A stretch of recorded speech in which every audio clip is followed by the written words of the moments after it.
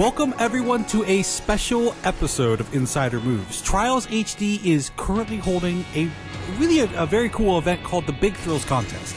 If you build and submit a track using the in-game editor by August 18th, 2010, you stand a chance of winning up to $5,000 and having your track included in the Big Thrills game add-on for Trials HD later this year. Be sure to check out BigThrillsContest.com for more details. Now, I've spent some time in the editor myself. I have played an absolute ton of Trials HD, but I asked our normally silent video editor, PixelMonkey, to help out with this episode. Why? Well, a more dedicated Trials HD fan, I do not know. I'm sure you do, but I'll suffice. You'll suffice? Yeah. Yes, you will. You're basically all I could grab. I know, it's Friday. Just walking down the hallway around. trying to find someone to co-host. Now, the whole idea here is there's so much to the editor, right? It is really a very complete tool. But it would take hours and hours to go through all the little, tiny tips and tricks on how to use every single element. So we're going to deal primarily in concepts. What are the main things you should be thinking about, and what are some things that can just kind of help you in general to build a track that, really is worthy of consideration? Well, when we first sat down to talk about this episode, we figured out, well, we need a concept, right? Right. So let's, figure out, is it a roller coaster? Is it a technical track? Whatever. Kind of planning it out on paper, I think, is that first step.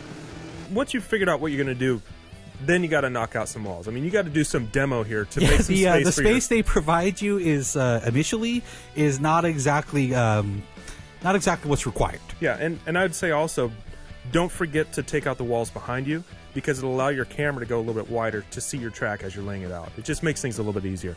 Now you've got your space cleared out, it's time to get started, right? Right. There are certain elements that I'm sure you've got in your mind that you want to build. Maybe it's bridges or loops or ramps. Well, yeah, we went a little loop-de-loop crazy. Well, it's a little crazy time. What roller coaster do you know does not have loops? Well, unfortunately, there's a couple in my childhood that were just deep disappointments. But I think that was your brothers pushing you down the hill. That's another episode. Regardless, okay.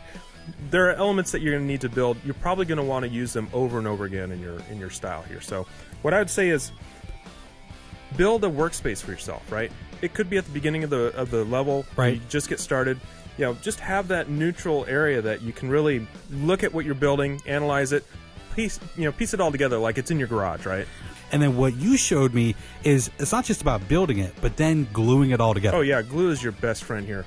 Glue is an actual feature, right? Yeah, it is. So basically, as you're building these complex structures, if you hit up on the D-pad and look at the bottom of the list, you'll see glue to object. Right. Take all of those pieces, glue them together, and what you'll end up with is just a single piece, which is much more easy to move into place once you've got it built.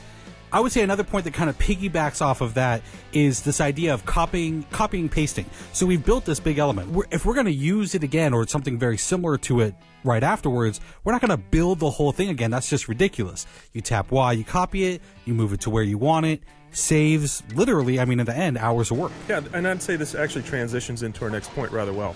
We're just segueing like champs. Well, we are. That's champs. Awesome. We're professionals here. Let's get it done. All right. I'm sorry. I interrupted. So, I apologize. As you build these elements, you start to lay them into place, right? Right.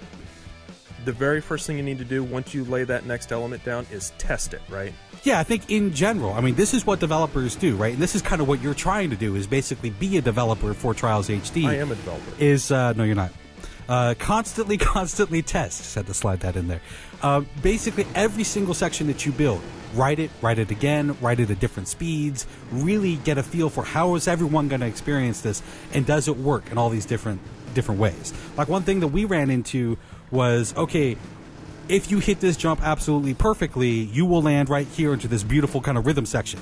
Now, we understand not everyone's going to hit it perfectly, so we built a section kind of right before it. Think of it as like a safety net, yeah, right? You could still survive, but you want to get that perfect speed. And to me, that's what Trials HD is all about, right?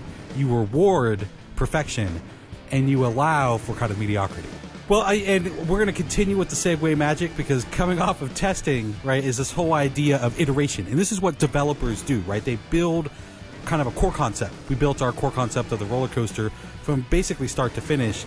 We wrote it and it worked. But, it's not anywhere near being done.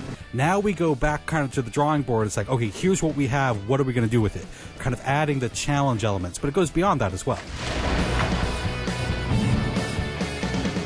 So what you're doing here is, as you anchor the elements to the real world, the more realistic that you make this track appear, it allows your brain to not think about how odd things look, and allows you to really focus on the fun. If you see floating platforms, your brain's going, what's going on here? Like that just isn't working for me. It doesn't have to be complex to be fun.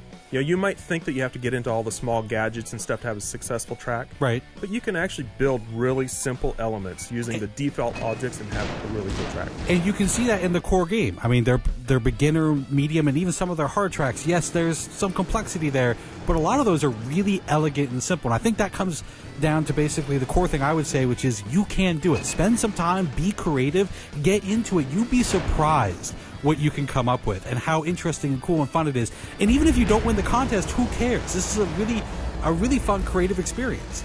I gotta say, Ryan, I'm really looking forward to this map pack coming out. I'm looking forward to our track being in the map pack. Of course, I don't know if that's going to happen, but I might be able to pull some strings. yeah, well, we'll make some calls. We'll see what happens.